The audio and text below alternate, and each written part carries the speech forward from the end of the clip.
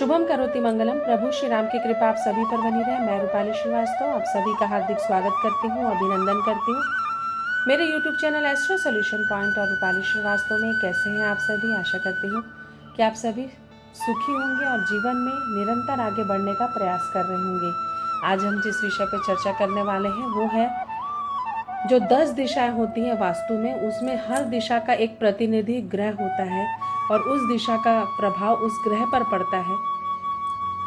उसकी जानकारी मैं आज आपको दूंगी कि किस दिशा में कौन से ग्रह का प्रभाव पड़ता है। लेकिन उससे पहले मैं आपको बता दूं कि अगर आपने अभी तक हमारे YouTube channel astro solution point और रूपाली श्रीवास्तव को सब्सक्राइब नहीं किया है तो उसे सब्सक्राइब अवश्य कर लें। साथ ही साथ अगर आप मुझसे पर्सनल अपॉइंटमेंट लेना चाहते हैं तो आप स्क्रीन पर दिखाए हुए नंबरों पे कॉल कर मुझसे अपॉइंटमेंट ले सकते हैं। तो चलिए चर्चा करते हैं पश्चिम दिशा की। जो पश्चिम दिशा घर की होती है, जहाँ पर सूर्य पश्चिम से ही अस्त होता है, उसकी जो ऊर्जा होती है पूर्व से पश्चिम की ओर प्रभावित होती है। पश्चिम दिशा में डूबते हुए सूर्य की रोशनी पड़ती है। जो घर का जो खुला एरिया होता है उसमें बहुत ज़्यादा डूबते सूरज की रोशनी ना पड़े, ये हमारे लिए अच्छा होता है क्योंकि ये हमारे घर की सुख समृद्धि को प्रभावित करता है।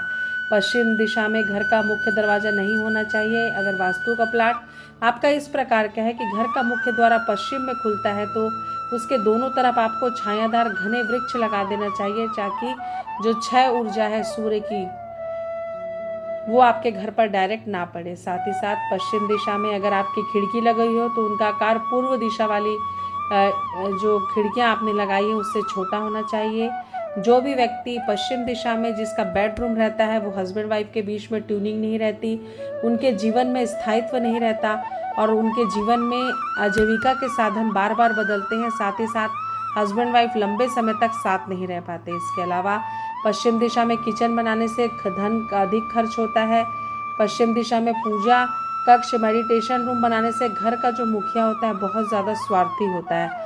पश्चिम दिशा में कभी भी टूटे फूटे फर्नीचर नहीं रखना चाहिए जिससे कि बहुत ज़्यादा वास्तु का नुकसान होता है। लेकिन आपको मैं बता दूं कि अब पश्चिम दिशा में हमें क्या क्या हम बना सकते हैं इसकी जानकारी भी मैं आपको दे देती हूँ। तो जो पश्चिम दिशा में गेस्ट रूम बनाया जा सकता है, बच्चों का कमरा बनाया जा सकता है। पश्चिम दिशा में ओवरहेड वाटर टैंक बनाया जा सकता है।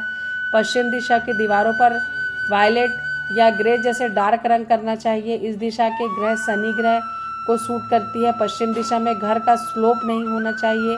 इस दिशा में घर का तल्ब पूर्व की अपेक्षा ऊंचा होना चाहिए। साथ ही साथ पश्चिम दिशा में कोई भी जो दीवार है वो बहुत ज़्यादा मोटी और ऊंची नहीं होनी चाहिए। इससे आपके जीवन में आपको निगेटिव एनर्जी प्राप्त हो सकती है। तो आपने जाना कि घर की पश्चिम दिशा किस किस जगह को प्रभावित करती है। तो अगर आपको हमारा ये वीडियो अच्छा लग रहा है तो इसे लाइक और शेयर करना बिल्कुल भी नहीं भूलिएगा। आगे के वीडियो में आपको अन्य दिशाओं और उनसे संबंधित ग्रहों की भी जानकारी दूंगी।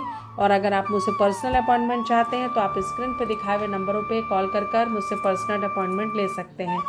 एक बार फिर से आप सभी को रूपाली श्रीवास्तव का नमस्कार। स्वस्थ रहें, मस्त रहें, प्रसन्न रहें और अपनी सुरक्षा बनाए रखें। एक बार फिर से आप सभी को नमस्कार।